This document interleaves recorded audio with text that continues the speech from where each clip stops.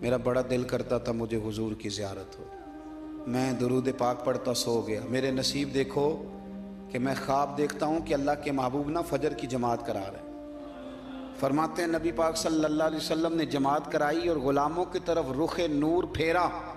ایک صحابی کے باغ میں تازہ کھجوریں پکی تھیں، وہ صحابی ٹوکرے میں ڈال کے حضور کی بارگاہ میں لائے۔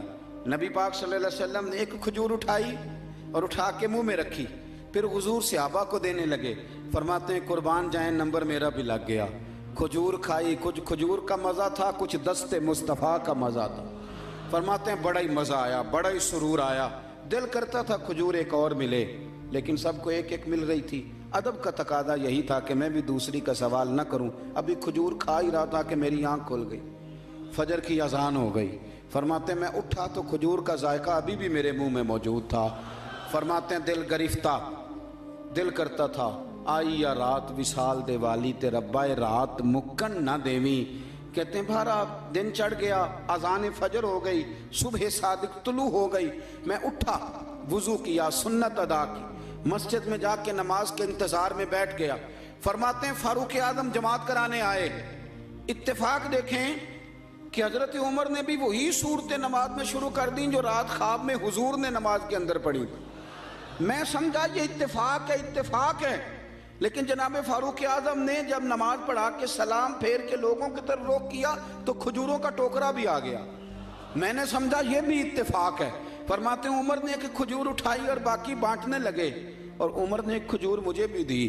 کھجور میں نے کھائی، مزہ مجھے بڑا آیا۔ حضور صلی اللہ علیہ وسلم سے تو ادب کی وجہ سے نہیں مانگی تھی، عمر تو اپنا دوست تھا، اپنا یار تھا، مجھ سے ہر کام میں مشورہ لیتا تھا۔ کہتے میں نے فوراً کہا عمر ذرا ایک دینا، ایک کھجور اور دینا۔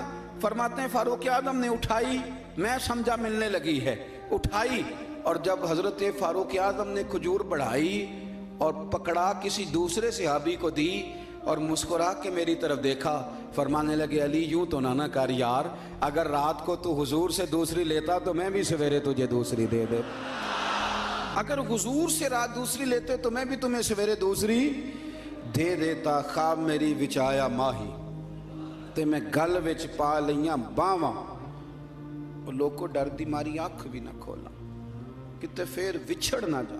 حضور کی محبت کا ایک تقاضا اور بھی ہے کہ ہمارا نا اپنے نبی سے ملنے کو بھی دل چاہے۔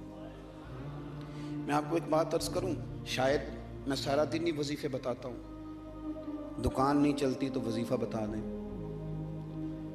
بچے ایک دوسرے سے لڑائی کرتے ہیں تو وظیفہ بتا دیں، میں پڑھتا ہوں بزرگوں کی کتابیں تو بزرگ فرماتے ہیں لوگ آیا کرتے تھے کہ کوئی درود و سلام بتائیں جس سے مدینے والے محبوب کا دیدار نصیب ہو۔ میں نے کہا کہ اس طرح کا بھی کوئی محب ہے جس کا محبوب سے ملنے کو دل نہ چاہے، جس کی خواہش پیدا نہ ہو، جس کے اندر تڑپ نہ ہو، ذوق نہ ہو۔ آہستہ آہستہ وہ جو ہمارے سوتے خشک ہوئے ان کے اندر یہ دراڑ آئی کہ وہ جو خاص ذوق تھا، آپ پڑھیے نا قرآن مجید، حضرت ثوبان بن مالک رضی اللہ تعالیٰ عنہ حضور کی بارگاہ میں حاضر ہوئے تھے اور رو پڑے اور بڑا ہی روئے، تو حضور نے فرمایا کیوں روتے ہو؟ اور اس کرنے لگے